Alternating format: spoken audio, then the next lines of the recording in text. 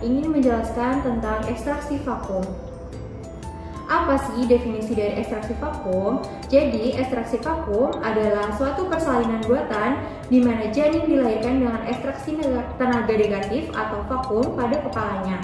Alat ini dinamakan ekstraktor vakum atau ventouse. Prinsip dari prosedur ini yaitu adalah membuat tekanan negatif melalui suatu mangkuk pada kepala bayi sehingga terbentuk kaput succadenarium artificialis. Indikasi dilakukannya yaitu ada dua, indikasi janin dan juga indikasi ibu. Untuk indikasi janin, yang pertama ada gawat janin, di mana suatu keadaan di mana janin itu tidak menerima oksigen yang cukup sehingga mengalami sesak. Kemudian indikasi yang kedua ada indikasi ibu, yaitu yang pertama untuk memperpendek kali dua, misalnya pada penyakit jantung kompensata, kemudian penyakit paru fibriotik seperti asma dan juga TB paru. Yang kedua, waktu. Kala dua yang memanjang. Jadi kala dua memanjang saat ibu sudah pembukaan lengkap namun bayi tidak lahir. Kemudian yang ketiga itu ada kelelahan ibu.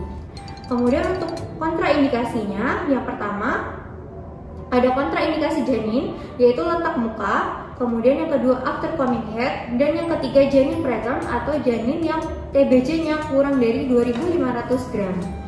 Kemudian kontraindikasi yang kedua ada kontraindikasi ibu, di mana yang pertama ruptura uteri, yang kedua pada penyakit-penyakit di mana ibu secara mutlak tidak boleh mengejar, seperti penyakit sistemik, yaitu kelainan jantung, preeklamsia berat seperti sindroma Eisenmenger atau hipertensi pulmoner.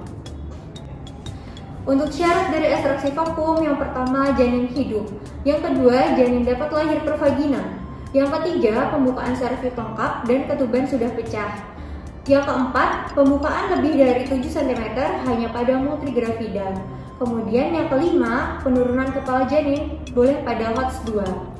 Yang keenam, presentasi belakang kepala atau TBJ lebih dari 2.500 gram. Yang keenam, kandung kemih ibu kosong. Yang ketujuh, operator berpengalaman. Yang kedelapan, fasilitas pendukung bila prosedur tak berhasil. Yang kesembilan, harus ada kontraksi rahim dan tenaga mengejar. Selanjutnya, bentuk dan bagian dari ekstraksi vakum. Yang pertama ada mangkuk atau cup, di mana bagian yang dipakai untuk membuat kaput succadenarium artificialis. Dengan mangkuk inilah nantinya kepala diekstraksi. Kemudian yang kedua ada botol, tempat membuat tenaga negatif atau vakum. Pada tutup botol terdapat manometer, kemudian saluran menuju ke pompa penghisap, dan saluran menuju ke mangkuk yang dilengkapi oleh pentil. Yang ketiga ada karet penghubung. Yang keempat, rantai penghubung antara mangkuk dan juga pemegang. Yang kelima, ada extraction handle. Dan yang keenam, ada pompa penghisap. Selanjutnya, keuntungan dan juga kerugian ekstraksi vakum.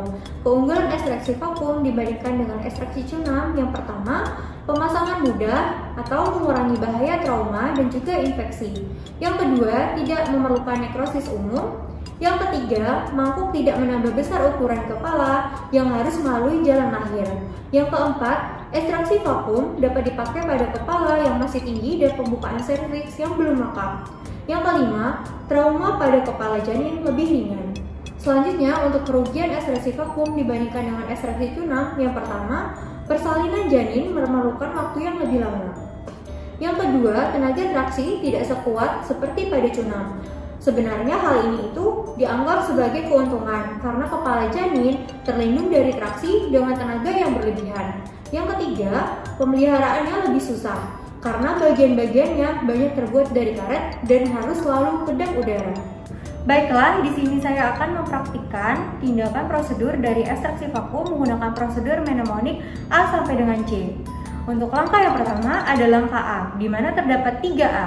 A yang pertama yaitu address in pasien. Kita meminta persetujuan dan juga menjelaskan bagaimana prosedur ekstraksi vakum akan dilakukan pada keluarga pasien. Kemudian A yang kedua yaitu ask for help, yaitu meminta bantuan kepada asisten dalam melakukan tindakan ekstraksi vakum.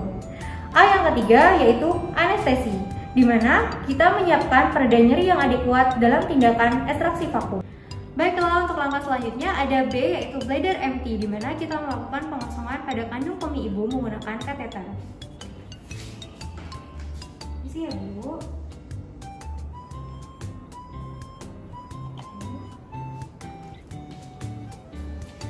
Setelah melakukan pengosongan kandung kemih ibu, kita lakukan langkah selanjutnya yaitu C, cervix, di mana kita melakukan pemeriksaan dalam atau vagina toucher untuk memastikan pembukaan mangkap pada cervix dan juga menilai apakah ketuban sudah pecah atau belum. Jadi ya Bu, saya melakukan pemeriksaan dalam.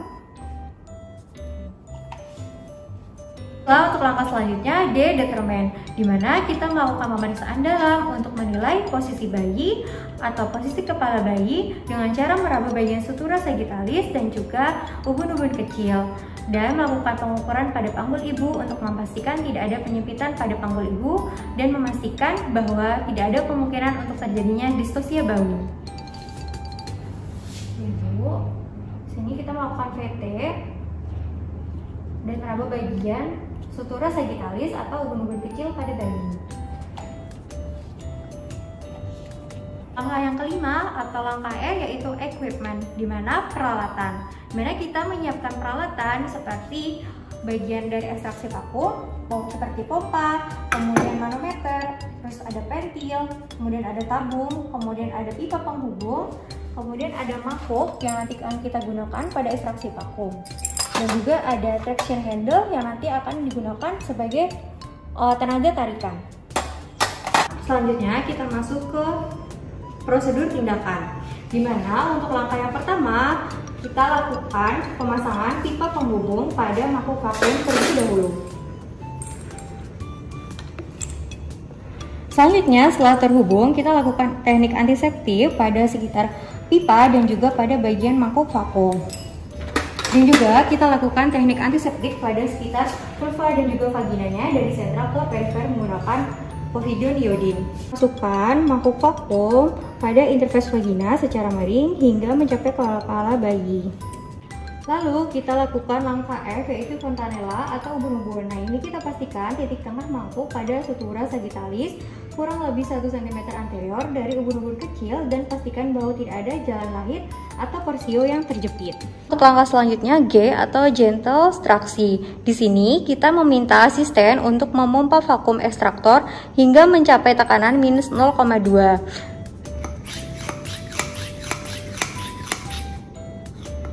Selanjutnya kita diamkan selama 2 menit lalu dipompa kembali secara bertahap per 2 menit hingga tekanan mencapai minus 0,6.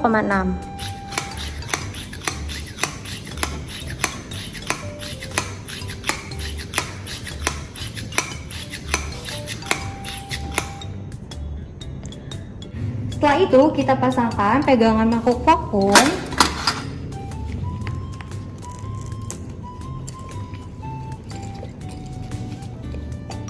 Kemudian bersamaan dengan timbulnya his, ibu diminta mengejen sekuat tenaga dan selama mungkin sambil kita menarik mangkuk searah dengan sumbu panggul. Untuk langkah selanjutnya yaitu H atau halt atau hentikan. Hentikan bila tidak ada kemajuan dengan 3 tarikan atau mangkuk vakum terlepas banyak 3 kali. Selanjutnya I yaitu insisi, pertimbangkan episiotomi bila besar kemungkinan terjadinya laserasi atau resolusi. Kemudian langkah selanjutnya J atau jaw atau rahang, di mana kita singkirkan mangkuk vakum bila dagu atau rahang telah digapai atau saat kepala bayi sudah lahir sepenuhnya. Ini sudah terlepas. Kemudian setelah bayi mengadakan putar paksi luar, kita lanjutkan seperti penolongan pada persalinan normal.